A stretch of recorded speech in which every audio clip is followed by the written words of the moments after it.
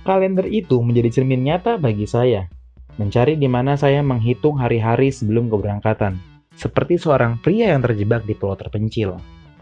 Halo semuanya, saya Alex.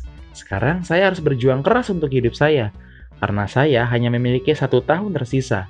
Tujuan saya adalah membuat setiap hari istimewa dan unik.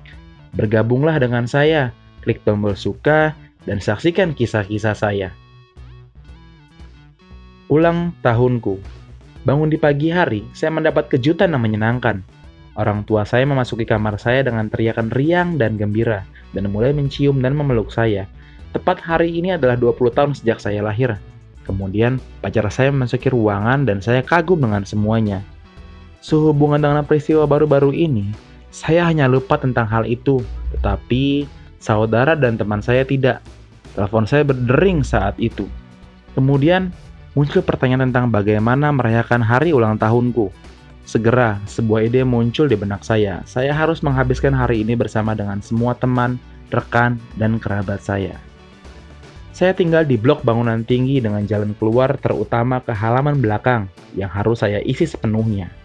Kita akan barbeque, mendengarkan musik, mungkin bahkan minum dan menikmati hari ini.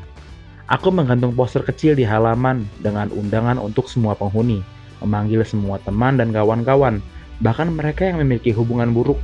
Karena ini adalah ulang tahun terakhir saya tidak ingin berselisih dengan siapapun. Saya keluar ke halaman 3 jam sebelum permulaan, dan mulai mempersiapkan perayaan dengan orang tua saya dan beberapa teman terpilih yang membantu saya. Kami meletakkan meja, menghias halaman, dan siap untuk bertemu dengan tamu saya.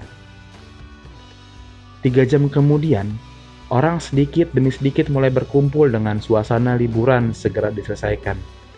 Dalam 1 jam lagi, halaman itu penuh dengan orang. Jujur, setengah dari orang-orang ini saya bahkan tidak tahu, tapi itu keren untuk saya dan semua orang. Kami makan, menari, berkomunikasi satu sama lain, meletakkan akar baru. Tentu saja, saya berdiri di antara saudara-saudara saya.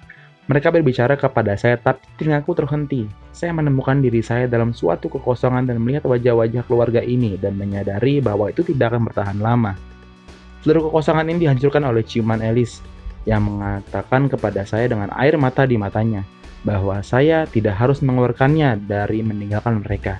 Kata-kata ini mengilhami saya untuk lebih berjuang dalam hidup saya, dan saya berjanji pada diri saya untuk melakukan itu.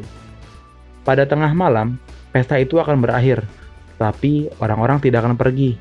Segera keheningan menimpa orang-orang dan kemudian tiba-tiba mulai berteriak, "Selamat ulang tahun!" Kulit saya mulai merinding. Saya berterima kasih kepada semua orang karena menghabiskan hari ini bersama saya. Orang-orang mulai pulang ke rumah mereka. Hanya ada orang tua saya, Alice, dan 2 teman terpilih yang tersisa. Saya melihat senyum mereka dan tiba-tiba saya menyadari bahwa saya harus hidup untuk mereka. Saya telah belajar untuk melakukan sukacita dalam hal-hal umum. Hidup saya di sini sekarang, tapi tidak di masa depan. Jika tahun ini benar-benar yang terakhir, maka itu pasti adalah yang terbaik.